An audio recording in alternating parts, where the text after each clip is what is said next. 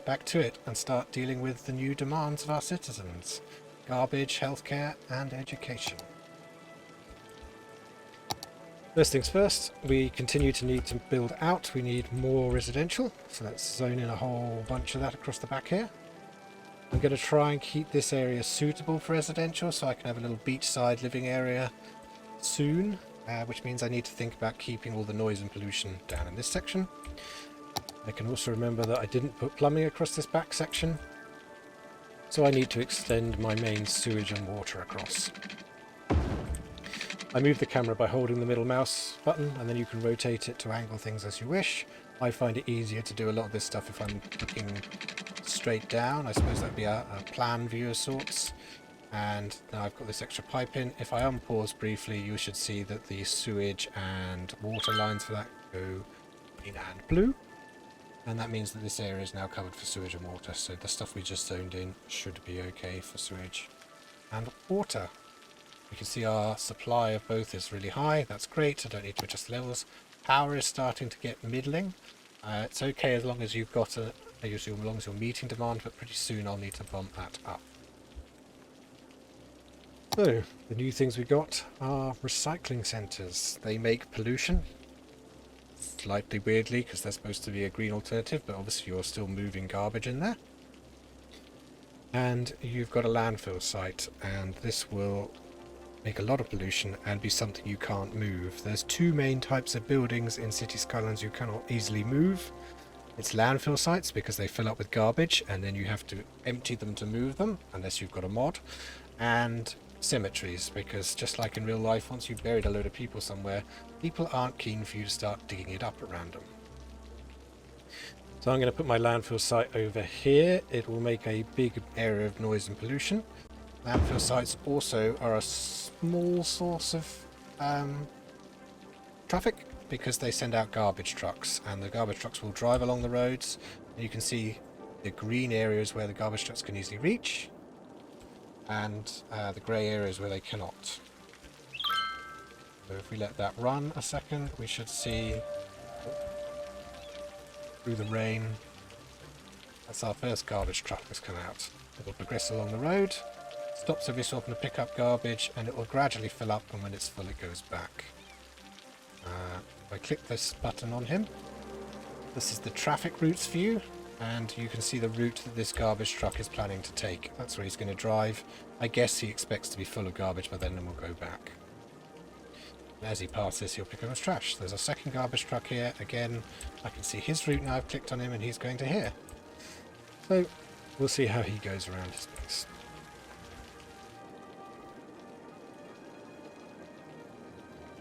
This is the traffic routes view, which I can go into this info view side and you can see traffic of all sorts if you want. Not too bad. And then the routes one is under down here, traffic routes, and then pick a road. Okay. Click the traffic routes, click the road, and you see all the traffic related to that road. There's some green coming in, which is someone driving from a house over here, probably to go to work. And there's a grey, which is a truck, and that's coming over to this area here. That's probably in this industrial area bringing in something like raw materials from way over there somewhere. It's inbound, so be my guess. Junctions are our only way of managing traffic in this early stage of the game and without mods. A bit like real life, you've been on roads, you have the options at junctions. You can put stop signs in, which means that the traffic has to stop at that place. So that's sometimes useful at places like this, so that this main road is given priority. And you can also put traffic lights in, which may be worthwhile on somewhere like this, because it's a major road coming together, and then these lights will stop and start the traffic and only allow it to flow in one way at a time. You will want to watch this and see how it goes over time if it's doing good things for you. Adjust roads is a weird way of doing things, but it sort of picks things up automatically, so you can click on a road and you can choose to turn it into a priority road. And if I do that on this because I want this to be a priority road, it slightly changes the AI's preferences, but mostly what it does is we go to junctions. We'll now see that everywhere I hadn't touched has gained these stop signs. So everyone coming onto this road now has to stop, but everything going along this road has been given priority, and it will carry on without having to interrupt. So it's a worthwhile tool for later on when you want to manage your traffic, thinking about that. Use that priority road as a shortcut. However, after you do it, you do want to go check any special junctions you've got, because it may override things like traffic lights or other stop signs you've done, so you could make an awful mess out of things if you're not careful. You'll get used to the traffic view, you have to look at it a lot. So we've got now a garbage overview, and we can see how much garbage we're dealing with. Everything is green, that means it's got good access to garbage trucks, and importantly all these buildings are looking a fairly healthy colour, none of them are red, so they haven't got piles of garbage. In here we can also see how much we can store in the landfill and how much garbage we make over the week. Later on you get garbage processing, so instead of landfill you can do stuff with your garbage, but at the moment I don't have a job option for that. Education is our next step, and as you can see we do not have very well educated citizens. In fact, we don't have any education at all. There's no elementary, no high school and no university, and we probably want to address that. So if we come down to this bottom view, we can now go to the education tab, and we can pick between an elementary school at a cost of 10,000 or a community school at a cost of 12,000. Slightly higher cost, slightly lower capacity, but it's got some trees and looks a bit prettier outside, I guess. No idea? I'll go for the basic one to start with in my basic town.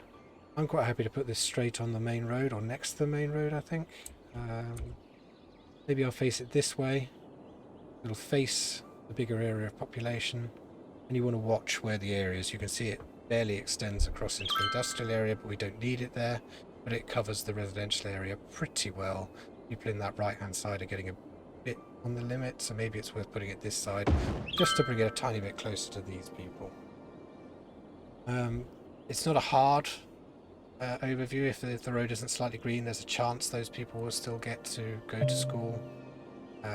But it gives you an indication of how far it's likely to reach. People will drive along roads, things like public transport, footpaths, fast roads, slow roads, things like that will affect how far buildings of that nature travel. We've got an inland water treatment plant, which I don't want, but I'll take the opportunity to check that I'm still fine for my water. As I've just checked my water, I'll check my power, and we can see I'm now actually low on power. I said earlier that I can turn this up, so if I want to make another 20% power, let's turn both of those up. You have a slider for the day with a little sun on it, and a slider at night with a little moon on it.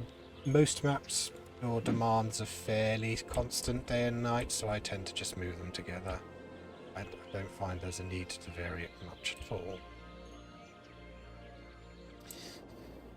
So we can see our residential demand continues. Now telling us about crossroad and traffic jams, probably because there's a bit of traffic building up here behind these traffic lights, but when they're set to green then everything can get going again. I'll hope that that's doing okay. I need to address this junction when we get better roads, because this is a bit of a messy way of doing things. Then let's zone in some more stuff. Plenty of demand for residential, so let's get all this zoned in. If you want to, you can play around with this and do things like putting in a single one there to guarantee you get a small building. Some people like to vary what they're getting built by doing things like that, and then that'll guarantee they get a small section there and a big section here. And some people, even on places like this, like to do things of like like that. And then we'll get a 2 and we'll get a 3, and you won't end up with just constant size 4 blocks, because when you zone the space for it, you quite often get full size things. Whereas if you break it up a bit like this, it can look a bit more interesting, and you think about fancy areas. Like I've got this region down here, I might want to make it so that, you know, it's not so heavily squished in here. I'll build some funny little shapes like this. See what people do with them. The last new thing we got was healthcare, and my budget probably allows me to pay for healthcare. So healthcare, education is something you only need in residential areas. Healthcare you need to cover everywhere, more so in residential areas, but people do get sick at work and things, so you need to consider what will happen if you want to adjust for that. So let's put healthcare building in here, set it across a little bit. That covers things quite well and leaves me a 3 wide square to the left of it as we're looking. Which would mean that when I fill in this area, we get something more interesting in the space than just more 4x4 blocks. I want to be able to... Oh, we've leveled up. This is good. We can start on some agriculture and farming, and we've just moved into an area with lots of trees, so it's probably a good place to start this forestry stuff. Agriculture we'll consider as well. We'll have to look and see if we've got somewhere suitable for agriculture. Let's finish this basic setup of this place so that we've got everything to do with the Little Hamlet stage finished. Which we largely do. We've got education, we've got garbage, we've cut the go into here and show you what loans and taxes are to finish this off. This is the budget view where you've seen me slide these up and down to adjust how much we're spending to meet our demands. Taxes, you now have the option of changing the taxes of your various residential, commercial and industrial zones. These are the light zones, so this is the low density. These are the heavy or high density zones. You can set different tax rates on each to encourage demand or lessen demand on each. I think the rule of thumb on most things is everyone's happy. You can put stuff up to about 12 and still get a reasonable amount of happiness. So I'll probably put my stuff up to 11 for most things.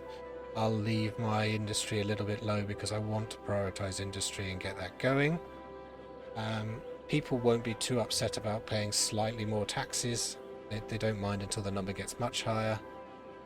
And you also have the option of doing some crazy dump and thing ones where you can leave your taxes very low for a while, build up, and then for a few months set your taxes ridiculously high, which will make other people unhappy, but they have to be unhappy for a long time before they'll leave, so you can sort of cheese the game a bit that way. I'm not going to do that on this playthrough. I'll leave it at what I think is a reasonable level. The final thing we got is the option of loans. These can be handy in the early game, but you need to think about the costs because you increase your weekly costs. So right now I've got £1,000 profit a week, so I could afford to take both these loans and I'd afford to pay them back at the standard rate. And if I took them both, they'd total about £650 a week, so I'd still have £350 extra cash in, and I could safely pay them back over the 1 year and 3 years loan period, 4 years loan period. I don't know. You can pay back early as well. I don't need the cash right now. I've got 30,000, so I'll leave these aside, but they're very handy when something comes up that you want to build and you think it's worth that to get that extra 10,000, 20,000. They're there now. Don't forget they're there. It can be a big way to move you forward in the game when you need to. So I think I'll call that a day for this video. We've got our initial village set up. We need to rework this road section. It's not good enough for the going forward, but at this stage it's all right. You can see we've got a nice little area set up. We've got some residential put in here. We've got the beginnings of a commercial strip. We have our power and water sorted down at this end, and we have an industrial area out at this side which we're going to extend out into a forestry zone in the near future. So I hope you've enjoyed this. Thank you for watching, and I hope to see you back here for the next video. If you enjoy my content and you want to see more of this, please give me a like so that I know you like the video. If there's something you want to change in what I do, leave a comment.